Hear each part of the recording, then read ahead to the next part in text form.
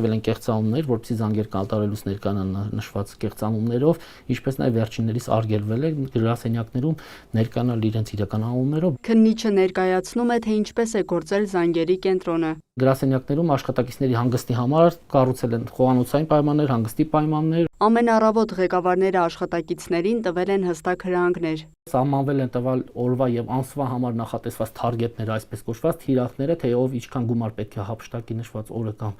ամսվա ընթացքում։ Ամեն մի հափշտակությունից հետո համապատասխան ձայնային ազդանշան են տալիս անդամներին,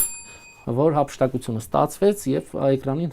գումարի չափը փոփոխության է ենթարկվում։ Համակարգչային հափշտակություններ եւ փողերի լվացում կատարելու նպատակով Հայաստանի եւ արտերկրի քաղաքացիները ստեղծել են հանցավոր խումբ։ Իրենց գործողությունները քողարկելու հարկերից խուսափելու նպատակով ստեղծել են Հայաստանի Հանրապետությունում եւ պետական ռեգիստրում գրանցել տարբեր ՍՊ ընկերություններ, որոնք ձևակերպել են որոշ մասը ինչպես իրենց անունով, այնպես էլ իրենց հետ փոխկապակցված եւ այլ անձանց անուններով։ Ֆինանսական միջոցների մեծ մասը Հայաստան չի փոխանցվել, մնացել է հանցավոր կազմակերպության ավելի բարձր դիրքերում գտնվող ղեկավարների մոտ։ Առնվազն պարզվել եւ հաստատվել է 100 անձից ավելի տվյալներ, անձնագրային տվյալներ, շուրջ 20 եւ ավելի անձանց մասով նախաքննությունը արդեն իսկ ավարտվել է, մեղադրական եզրակացությամբ ուղարկվել է հսկոպ դատախազին, դատարան ուղարկելու միջնորդությամբ, որը եւ իրականացվել է։ Ունենք օրինական ուժի մեջ դատավճիռներ, ավելին նշված վարույթի շրջանակներում 700 միլիոն դրամից ավել գումար է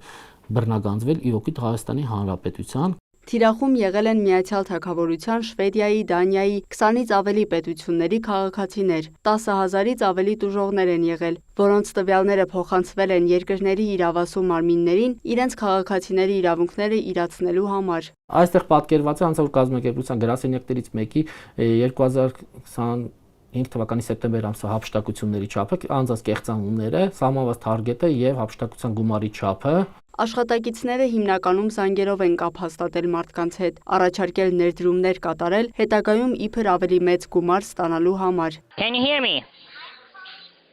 Yes, I still hear you. Okay, good. Նաև հղում ուղարկելով եւ հասանելիություն ստանալով համակարգիչներին, հեռախոսներին գումար են հափշտակել էլեկտրոնային դրամապանակներից, բանկային հաշիվներից, ձևակերպել վարկեր։ Այս զանգերի կենտրոնը գործել է 6-ից ավելի գրասենյակներում, հափշտակված գումարի չափը գերազանցել է 10 միլիարդ դրամը։ Լիանա Խաչատուրյան, Հովհաննես Քյոսեյան, լուրեր։